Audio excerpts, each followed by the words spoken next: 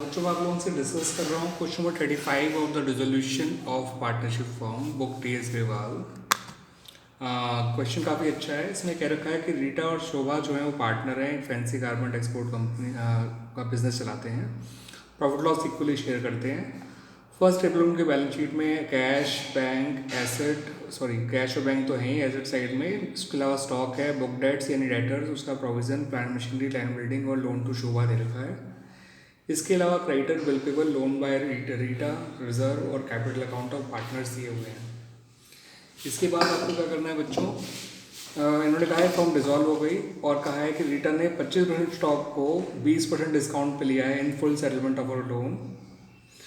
और उसके अलावा कहा है book debt realise 54,000, balance of stock जो बिका है वो 30% प्रॉफिट बिका है कॉस्ट के। क्रेडिटर को 10% डिस्काउंट पे पे किया गया है, बिल पेबल को पूरा पे किया गया है। Plant machinery realise 75,000, land building 1,20,000, Rita ने गुडविल ले ली फर्म की 30,000 की। एक अनरिकॉर्ड एसेट है 6900 की, जिसको एक अनरिकॉर्ड लाइबिलिटी को हैंड ओवर कर दिया फुल सेटलमेंट में। और रिलेशन एक्सपेंसेस 5250 हैं। आपसे रिलेशन अकाउंट मांगा है, पार्टनर्स कैपिटल अकाउंट मांगा है और बैंक अकाउंट मांगा है। तो ये तो था जो मैंने क्वेश्चन रीड किया। अब इसके समझाते चलाता हूँ बच्चों पॉइंट टू पॉइंट। सबसे पहले आप एसेट क्लोज करिए अपनी। तो एसेट साइड से कैश और बैंक को तो मत क्लोज करिएगा, कैश और बैंक को आप बैंक अकाउंट बनाइए, उसमें ऐसे लिखिएगा बच्चों, to balance brought down, bank का अपना बैलेंस 30,000, टू कैश अकाउंट जो कैश का बैलेंस है वो डाल दीजिएगा। ठीक है बच्चों। उसके अलावा स्टॉक है वो यहाँ आ जाएगा, रिलेशन अकाउंट में डाल के क्लोज करेंगे, बुक डेट्स को रिलेशन डाल के क्लोज करेंगे, प्रोविजन अपोजिट साइड क्लोज हो जाएगा, आप देख सकते हैं।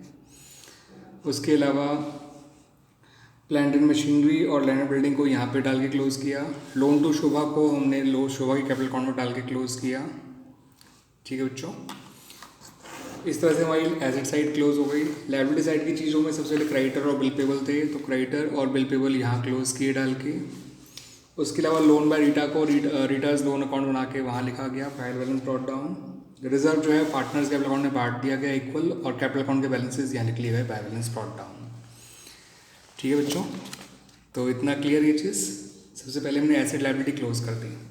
अब ए पॉइंट पे देखिए, काफ़ी अच्छा पॉइंट है। उसमें कहा है रीटा ने 25% स्टॉक को 20% डिस्काउंट पे लिया है in full settlement of loan. तो स्टॉक है 75,000, उसका 25% निकालेंगे तो 18,750 आएगा। उसका 25% निकालिए तो 3,750 है, यानी रीटा ने अपने लोन के बदले स्टॉक को 15,000 का लिया है इन फुल सेटलमेंट में। तो देखिए लोन टेक ओवर करने की एंट्री इस तरह से होगी, रिलेशन अकाउंट में बाय रीटाज लोन 15,000, मगर रीटा लोन तो 25,000 का था, तो 10,000 का जो डिस्काउंट मिला है वो भी बाय रीटाज लोन के नाम से यहीं आ जाएगा। और ये दोनों चीज़ें बाय टू रिलेशन करके रीटाज लोन अकाउंट में आ जाएंगी, देख लीजिए। और इस तरह से रीटाज लोन अकाउंट बिना कैश पे करे ही सेटल हो गया बिकॉज ऑफ दिस एंट्री। ठीक है बच्चों। अगले पॉइंट में कहा गया कि बुक डेट रिलाइज 54,000, तो बाय बैंक में आ गया बुक डेट्स का 54,000। Balance of stock 30% profit of cost पे बिका है, तो बैलेंस ऑफ स्टॉक जो है वो आपका निकल के आ जाएगा 56,250।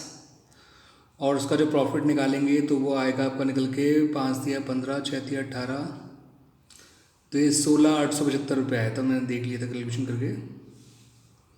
ठीक है बच्चों। कुल मिला के आपका जो है ये 73,125 निकल कर आएगा, जो आपका स्टॉक का वो है इंक्लूडिंग प्रॉफिट 30%। ठीक है बच्चों। उसके अलावा क्रेडिटर को उन्होंने 10% डिस्काउंट पे किया है, तो क्रेडिटर 75,000 थे, 10% डिस्काउंट पे करोगे तो 67,500 पे करना होगा, वो ये रहा। उसके अलावा बिल पेबल को पूरा पे किया तो वो ये रहा। उसके अलावा उन्होंने कहा प्लांट मशीनरी रिलाइज 75,000 हुई है, तो ये रही। लैंड बिल्डिंग रिलाइज 120, तो वो ये रहा। Return goodwill of the form यानी अनरिकॉर्ड एसेट को लिया 30,000 का, तो ये बाय रीटाज कैपिटल यहाँ आ जाएगा, और रीटाज कैपिटल अकाउंट के अंदर टू रिलेशन यहाँ आ जाएगा। ठीक है बच्चों। उसके अलावा अनरिकॉर्ड एसेट को अनरिकॉर्ड लायबिलिटी को हैंड ओवर किया है, उसकी कोई एंट्री मत बनाइएगा बच्चों। ठीक है बच्चों। और रिलेशन एक्सपेंसेस 5250 वो फॉर्म नहीं पे करोगे तो टू बैंक के नाम से यहाँ आ जाएगा। फिर हमने दोनों साइड का टोटल करके देखा, तो हाँ बैंक का ये टोटल पेमेंट हुआ है 102,750, और जो बैंक से टोटल पेमेंट आया है वो 322,125 आया है। दोनों साइड का टोटल करा, ये साइड बड़ी आई इस साइड से, और आपका प्रॉफिट निकल के आ गया 157,375, जिसको हमने इन लोगों में इक्वली बांटा।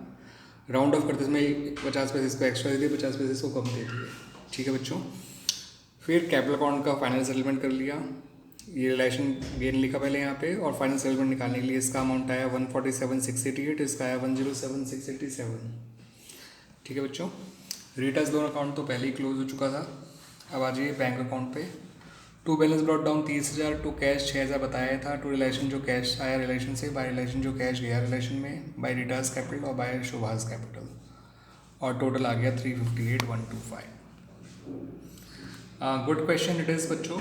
देख लीजिए लोन अकाउंट थोड़ा सा, सॉरी बैंक अकाउंट इलाबरेट करके देख लीजिए थोड़ा। ये देख लीजिए रिटर्स लोन अकाउंट, ठीक है बच्चों। ये देख लीजिए रिलेशन अकाउंट, थोड़ा रफ सा जरूर बनाया क्योंकि जस्ट मैंने अभी सॉल्व किया था इसको एक स्टूडेंट की रिक्वेस्ट पे अपने, ठीक है बच्चों। और उसके अलावा कैपिटल अकाउंट देख लीजिए, ये रहा। तो मैंने क्या करा था, चारों चीज़ें इकट्ठी बना ली थी और जैसे जैसे चीज़ें डालते जा रहा था और लिखता जा रहा था, जहाँ जहाँ जाना था उसको डायरेक्ट पहुँचाता चला जा रहा था। इससे क्या होता है आंसर एक बार में निकल आता है, कोई चीज़ मिस आउट नहीं होती है बच्चों। ठीक है बच्चों, लोन वाला पॉइंट अच्छा था इसके अंदर।